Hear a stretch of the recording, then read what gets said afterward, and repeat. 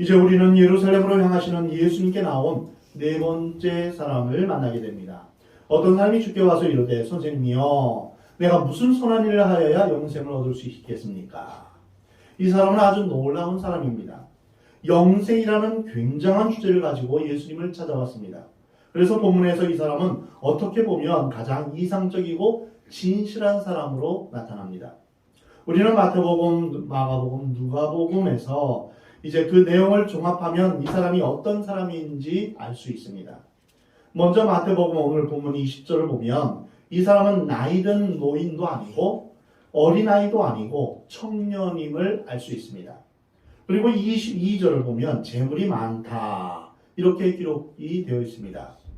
마태복음에만 그렇게 기록된 게 아니라 마가복음과 누가복음에서도 이 청년이 부자였다고 말하고 있습니다.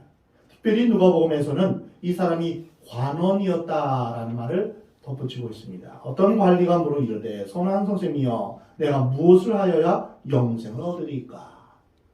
여기서 관리라는 것은 유대 회당의 지도자나 산헤드린 공의회에 해당하는 사람을 말합니다. 그렇다면 예수님을 찾아온 이 사람은 세상 사람들이 가장 부러워하는 세 가지 조건을 다 가지고 있습니다. 첫째는 젊음이요, 두 번째는 재물이고, 세 번째는 권력 또는 명예입니다. 젊음을 가지고 있다는 것은 얼마나 부러운 일입니까? 청년, 그것은 무엇과도 바꿀 수 없는 인생의 꽃입니다. 사람의 절정이라고 할 수 있습니다. 나이든 이들은 청년 시절을 그리워합니다. 청년이란 젊음, 꿈, 미래, 건강, 소망, 환상을 상징하는 말이기도 합니다. 이 사람은 젊은 사람입니다. 건강한 사람입니다. 무한한 가능성을 가지고 있습니다. 그리고 대부분의 젊은이들은 돈이 없지만 이 사람은 놀랍게도 청년이면서 부자였습니다. 생각해 보십시오. 젊음이 있고 돈이 있다? 이 사람은 분명히 자신만만했을 것입니다. 도도하고 의기양양했을 것입니다. 이 사람의 신분은 이 정도로 끝나지 않습니다. 그 당시에는 종교 지도자가 곧 정치 지도자였고 사회와 경제를 총괄하는 지성인이었습니다. 이 사람은 누가 봐도 부족함 없는 지위를 가지고 있었습니다. 근데 이것으로 끝이 아닙니다. 대개 명예가 있고 돈이 있고 젊음이 있는 사람은 도덕적인 약점이 있기 마련입니다. 여자 문제나 문란한 생활로 문제가 많을 수 있습니다. 그러나 이 사람은 도덕적으로나 윤리적으로도 완벽한 삶을 살았습니다. 이르되 어느 계명이오니까 예수께서 이르시되 살인하지 말라, 간음하지 말라, 도둑질하지 말라, 거짓 증언하지 말라, 내 부모를 공경하라, 내 이웃을 내 자신과 같이 사랑하라 하신 것이니라. 그 청년이 이르되 이 모든 것을 내가 지켰사온데 아직도 무엇이 부족합니까? 이렇게 말할 정도면 도덕적으로 아주 완벽한 사람이다 이렇게 말할 수 있습니다. 마가복음과 누가복음에서는 더 재미있는 말이 나옵니다. 어려서부터 다 지켰나이다. 즉 성인이 되어서 좀 철이 들어서 완벽한 도덕적 삶을 산 것이 아니라 어렸을 때부터 훈련받고 도덕적으로 살아왔다는 말입니다. 근데 놀라운 것은 이 사람의 성품이 여기서 끝난 것이 아닙니다. 종교적인 존경심까지도 가지고 있었습니다. 당시의 종교 지도자들인 바리새인들이나 사두개인들과는 다르게 진리를 찾고자 하는 겸손한 태도를 가지고 있었습니다.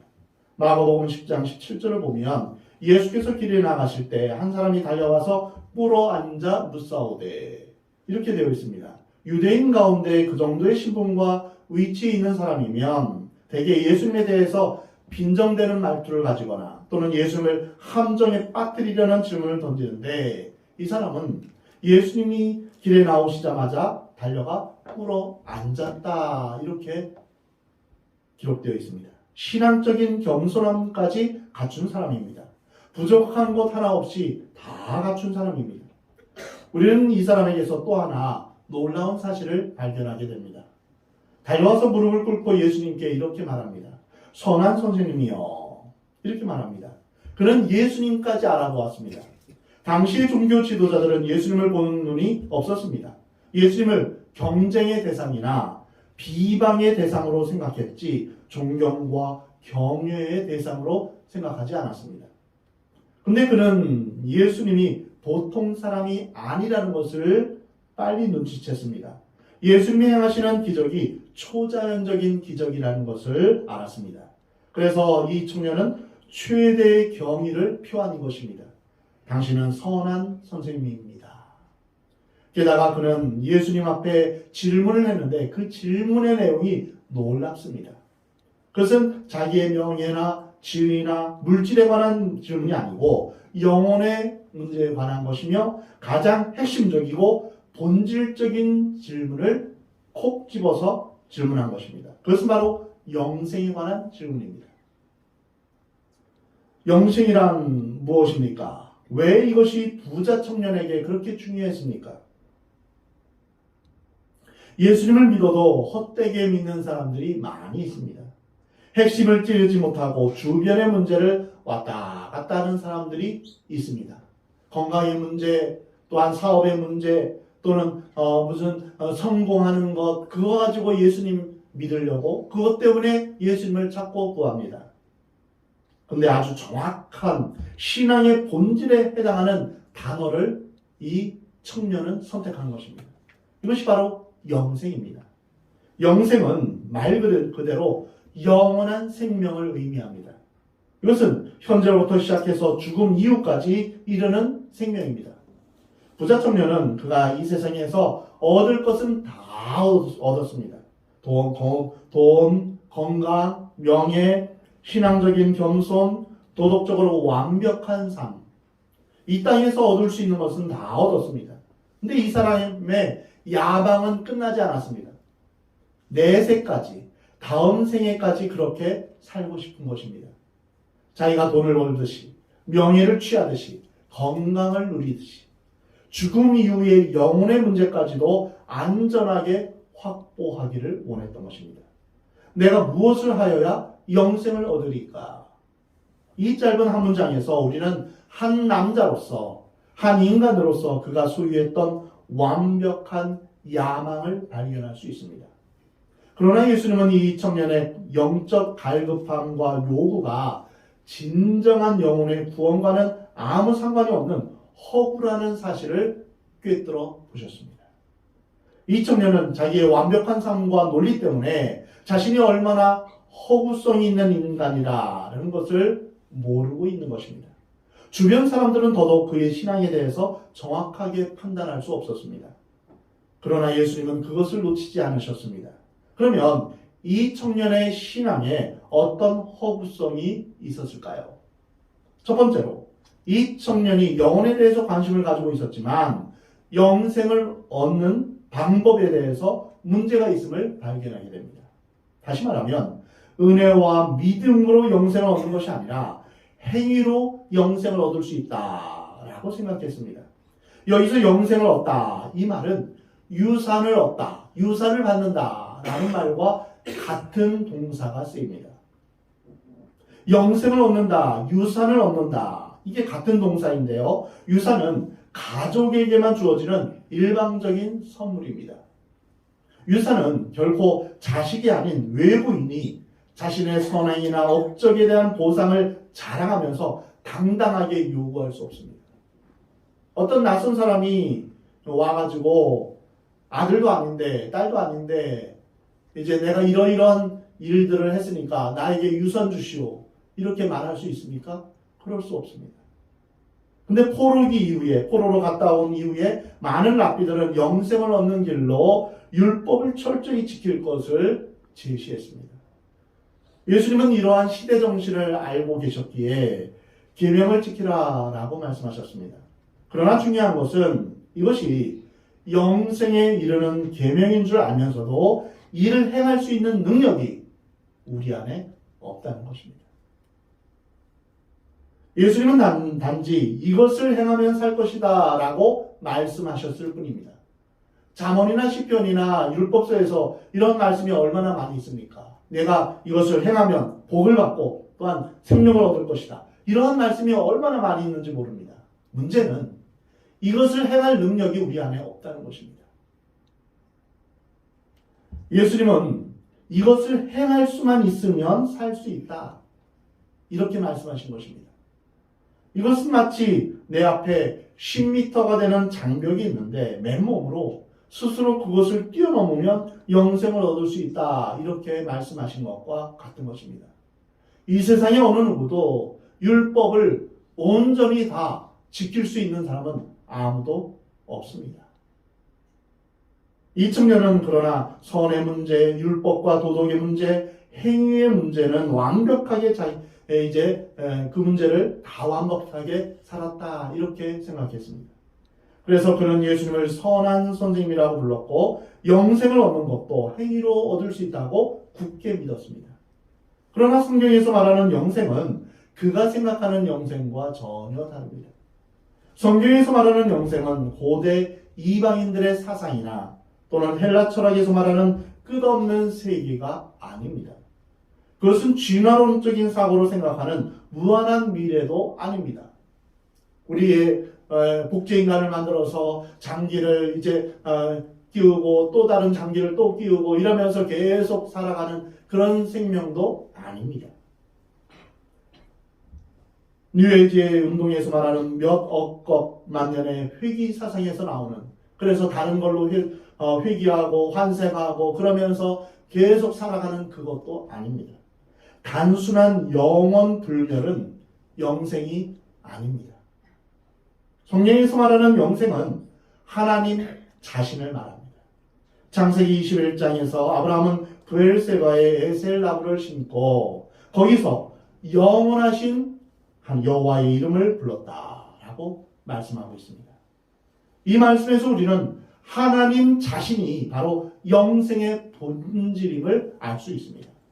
참된 영생의 개념은 무한하고 영원한 시간이 아닙니다. 진정한 영생은 영생하시는 하나님의 시간을 의미합니다. 영생하시는 하나님의 그 인격적인 삶에 동참하는 것이 바로 영생이다라고 말씀하고 있습니다. 사실 무한히 영원토록 산다는 것이 얼마나 불안합니까? 만약 우리가 500살까지 산다면 얼마나 힘들겠습니까? 지금 우리가 살고 있는 100살도 안 되는 이 삶이 얼마나 고단하고 불안합니까? 근데 500년 사자는데 이렇게 노래하는데 500년 이렇게 고단하게 살면 얼마나 힘들겠습니까? 하나님 없이 영원한 시간은 불안할 뿐입니다. 하나님 없는 무한한 세계는 우주의 고아와 같은 것입니다. 우리는 가끔 인공위성이 우주의 미아처럼 떠도는 것을 상상할 수 있습니다. 얼마나 불안하고 초조하고 외로운 일입니까? 이것은 영생이 아닙니다. 진정한 영생이란 영원하신 하나님의 사랑과 인격의 품에 안겨서 하나님과 동행하는 것을 믿으시 바랍니다. 진정한 영생은 하나님과 함께하는 것입니다. 다니엘은 이렇게 고백합니다. 내가 지극히 높으신 이에게 감사하며 영생하시는 이를 찬양하고 경배하였더니 그 권세는 영원한 권세요 그 나라는 대대에 이르리로다. 진정한 영생의 개념이 여기에 있습니다. 우리가 말하는 영생은 죽음 후에 무한한 세계가 아니라 영원하신 하나님께 속하는 것을 의미합니다. 참된 영생이란 어디에 있습니까? 영원하신 하나님 자신에게 있는 것입니다. 거기에서 경배와 존귀와 찬양이 있는 것입니다. 기쁨과 즐거움과 사랑이 충만한 것입니다. 하나님의 인격이 없는 영생에 대해서 우리는 어떻게 찬양할 수 있겠습니까? 누구를 향하여 무엇을 찬양합니까? 하나님 없는 영원한 세계에 대해서 우리는 무엇을 노래할 수 있겠습니까? 그것은 죽은 인격에 불과한 것입니다. 하나님 없는 영생은 공허할 뿐입니다. 또 한 가지 성경에서 말하는 영생의 개념은 그리스도, 예수 그리스도 자신입니다. 요한복음 5장에서 너희가 성경에서 영생을 얻는 줄 생각하고 성경을 연구하거니와 이 성경이 곧 내게 대하여 증언하는 것입니다. 영생하시는 하나님이 인간의 몸을 입고 이 세상에 오셨습니다. 그분이 예수 그리스도이십니다. 예수님 안에 참된 영혼과 구원이 있는 것입니다. 이것을 아주 잘 표현한 말씀이 요한일서 5장 11절 12절 말씀입니다. 영생을 가진 존재만이 영생을 줄 수 있습니다. 하나님이 없는 진화론적인 무한한 세계는 결코 영생이 될 수 없습니다. 하나님 없는 수억 건만 년의 회귀 세상도 영생이 될 수 없습니다. 많은 철학과 종교가 여기에 속고 있습니다. 그래서 하나님께서 이렇게 말씀하십니다. 또 증거는 이것이니 하나님이 우리에게 영생을 주신 것과 이 생명이 그의 아들 안에 있는 이것이니라. 아들이 있는 자에게는 생명이 있고 하나님의 아들이 없는 자에게는 생명이 없느니라. 이는 그를 믿는 자마다 멸망하지 않고 영생을 얻게 하려 하십니다.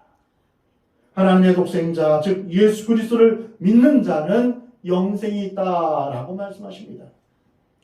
요한복음 4장 14절에서 예수님 안에 영생하도록 솟아나는 샘물이 있다라고 말씀하십니다. 요한복음 6장 51절에서 예수님은 나는 하늘에서 내려온 살아있는 떡이니 이 떡을 먹으면 영생하리라.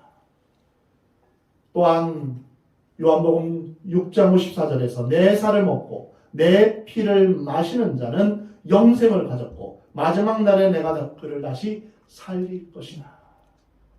이 말씀이 어려워서 많은 사람들이 예수님을 떠났습니다. 이때 예수님께서 제자들에게 말씀하십니다. 너희도 가려느냐? 이때 베드로가 말합니다. 영생의 말씀이 주께 있사오니 우리가 누구에게 가겠습니까? 영생은 죽음이 없는 것입니다. 죽음을 초월하는 것입니다. 영생은 우리가 죽은 다음에 그때 우리가 이제 갖게 되는 것이 아닙니다. 예수님을 영접한 순간 이미 하나님의 영원한 생명이 우리 안에 있게 되는 것입니다. 그래서 우리는 이 땅에 사는 동안 하나님과 함께하는 영생의 진정한 축복의 맛을 느끼며 체험할 수 있는 것입니다. 누릴 수 있는 것입니다. 그래서 어떤 죽음의 세력이, 어떤 절망이 우리를 괴롭히지 못하는 것입니다. 비록 내가 암에 걸려 죽을지라도 영생을 가진 사람에게는 육신이 그렇게 큰 의미가 없습니다. 실패도 두렵지 않습니다. 사업하다 부도나는 일이 우리를 근본적으로 절망하게 하지 못합니다. 상황적인 고민은 줄 수 있어도 절망은 줄 수 없습니다. 배우자가 죽어도 자식이 병들어 죽어도 영생을 가진 사람은 근본적으로 절망하지 않습니다. 왜냐하면 영생은 하나님의 생명이며 하나님의 생명이 예수 그리스도로 말미암아 우리에게 주어졌기 때문입니다. 그러므로 영생을 가진 사람은 자유가 있습니다. 그 어떤 것에도 속박되지 않습니다. 죄와 사망의 권세를 이미 예수님께서 이기셨기 때문입니다. 그래서 영생을 가진 자는 평안함이 있습니다. 염려와 근심에 주저앉지 않습니다. 말할 수 없는 소망이 그 안에 있는 것입니다. 내가 그들에게 영생을 주노니 영원히 멸망하지 아니할 터이요 또 그들을 내 손에서 빼앗을 자가 없느니라 말씀하십니다. 하나님께서 주신 영원한 생명을 세상의 그 어떤 세력도 빼앗을 수 없는 것입니다. 우리는 요한복음 17장 3절에서 영생에 대한 종합적인 정의를 볼 수 있습니다. 영생은 곧 유일하신 참 하나님과 그가 보내신 자 예수 그리스도를 아는 것이다. 여기서 한다는 것은 단순히 지적인 이해를 넘어서 체험해서 아는 것입니다. 그래서 신앙 인격의 연합을 뜻합니다. 우리가 예수님과 하나 되는 것을 말합니다. 내가 저 안에, 저가 내 안에. 그래서 우리가 주님과 함께 거하는 것을 의미합니다. 그래서 참된 영생을 가진 사람은 불안해하지 않습니다. 근데 이 부자 청년은 영생에 대해서 관심이 있고 영생을 가지고 싶은 간절한 마음은 있었지만 마음은 늘 불안했습니다. 그래서 예수님을 찾아와 확인받고 싶었던 것입니다. 지금까지 살펴본 것이 성경에서 말하는 영생이라면 우리는 자연스러운 결론을 내릴 수 있습니다. 그것은 영생이나 구원은 인간의 선행이나 인간의 노력이나 수양으로 이루어질 수 없다는 것입니다. 영생은 믿는 자에게 주시는 하나님의 선물, 은혜로 주어지는 것입니다. 영원한 생명이신 예수 그리스도를 믿음으로 말미암아 그 은혜로 예수님을 영접함으로 그 영생이 우리에게 임하게 되는 것입니다. 예수님을 우리 마음 가운데 모시면 영원한 생명도 이미 우리 안에 있다라고 말씀하십니다. 근데 이 부자 청년은 영생을 자기가 선을 행함으로써 얻을 수 있다 이렇게 착각했습니다. 자신이 지상의 것을 다 소유했듯이 영생도 그렇게 소유하고 싶어서 예수님 앞에 나와서 질문한 것입니다. 이 청년을 보면서 예수님은 이렇게 말씀하십니다. 어찌하여 선한 일을 내게 묻느냐? 선한 이는 오직 한 분이십니다. 내가 생명에 들어가려면 계명들을 지키라. 아주 놀라운 접근입니다. 지금 부자 청년에게 가장 예민한 부분은 선한 행위입니다. 그는 자기가 지금까지 윤리적으로 도덕적으로 완벽한 삶을 살아왔기 때문에 영생을 위해서도 자기가 선한 행위가 필요하다고 생각했습니다. 그것은 많은 종교가 말하는 공적 사상과 같습니다. 공을 많이 쌓으면 쌓을수록 구원을 얻는 것으로 생각한 것입니다. 이러한 공적 사상이 있는 이유는 하나님을 모르기 때문입니다. 만일 그들이 하나님을 알게 된다면 어떤 선을 행하거나 공적을 쌓는다 하더라도 하나님을 만족시킬 수 없다는 것을 알게 됩니다. 개미가 아무리 부지런히 양식을 모은다 하더라도 우리 인간에게는 아무런 소용이 없는 것과 마찬가지입니다. 또한 예수님이 말씀하신 것은 이 사람의 선의 기준이 예수님의 기준과 다르다 이것을 말씀하십니다. 선한 분은 오직 한 분이시다 이렇게 예수님이 말씀하신 것은 선의 기준이 하나님께 있는데 이 청년은 착한 것을 선한 것으로 생각한 것입니다. 하나님께서 보시는 선은 하나님의 말씀에 완전히 일치하는 것을 말합니다.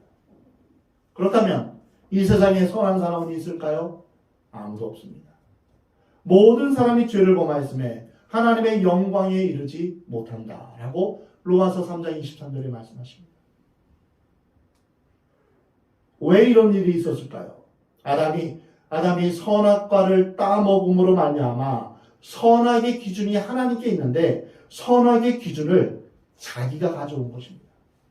그래서 이 세상에 수많은 사람들은 내가 선하다고 하는 것은 선하고 내가 악하다고 하는 것은 악하다. 선악의 기준을 나한테 두고 있습니다.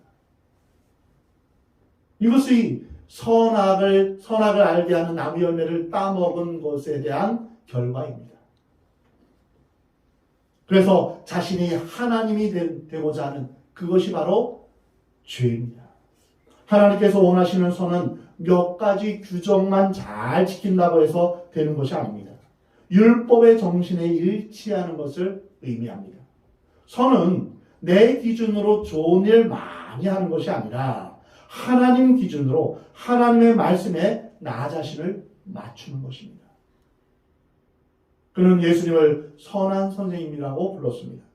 이런 그에게 예수님은 믿음으로 접근을 하신 것이 아니라 선의 문제로 접근하셨습니다. 아마 우리 같으면 영생을 얻기 위해서 믿음이 필요하다라고 말했을지도 모릅니다. 근데 예수님은 이 청년의 수준에 맞추어서 하나님의 계명들을 다 잘 지키라 이렇게 말씀하셨습니다. 예수님의 말씀을 들은 이 청년은 미소를 짓기 시작합니다. 이 부분에 대해서 자신만만했기 때문입니다.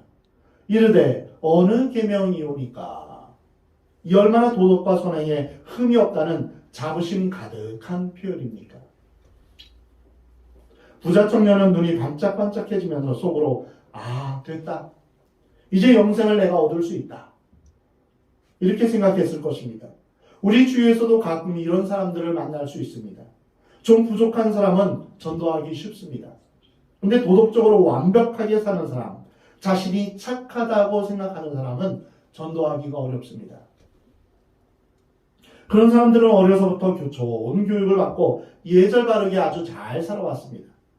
거짓말하지도 않고 양심에 거스르는 일들도 하지 않는 그런 사람들입니다. 근데 이런 사람들은 되게 교만합니다. 바늘구멍 하나 들어갈 그런 틈이 없습니다. 본문의 청년이 바로 이러한 사람입니다. 부자 청년의 질문을 들으신 예수님은 일부러 모르는 척하면서 어린아이도 다 아는 십계명을 얘기해 주십니다. 여기서 재밌는 것은 인간이 하나님에 대해서 지킬 계명은 말씀하지 않으시고 인간이 인간에게 지킬 계명만 언급하신 것입니다. 예수께서 이르시되 살인하지 말라, 간음하지 말라, 도둑질하지 말라, 거짓 증언하지 말라, 내 부모를 공경하라, 내 이웃을 내 이웃 자신과 같이 사랑하라 하는 이것이니라. 이제 청년은 완전히 안심하고 웃습니다. 처음에 미소를 지었다가 예수님의 이 말씀을 듣자 완전히 웃을 수 있게 되었습니다. 드디어 됐다. 이 청년이 이르되 이 모든 것을 내가 지켰사온데 아직도 무엇이 부족합니까? 이 청년의 자신만만한 미소가 여러분 상상이 됩니까? 마가복음과 누가복음에서는 어렸을 때부터 이런 표현이 첨가되어 있습니다. 이 정도는 어렸을 때부터 다 지키고 살아온 사람입니다. 이런 의미입니다.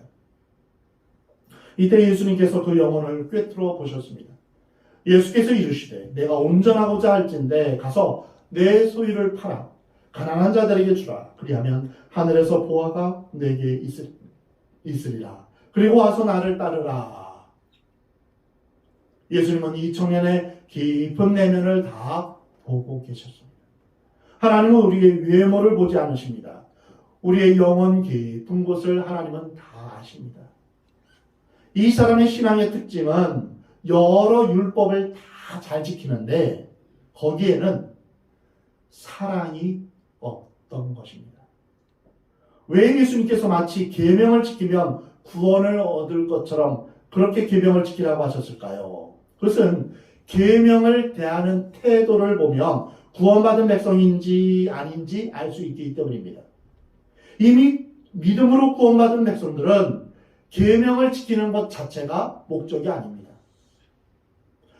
구원받은 자가 계명을 지키는 것은 하나님을 사랑하기 때문입니다. 하나님을 사랑하는 마음으로 계명을 지키는 것입니다. 요한복음 14장에서 예수님은 나의 계명을 지키는 자라야 나를 사랑하는 자다라고 말씀하십니다.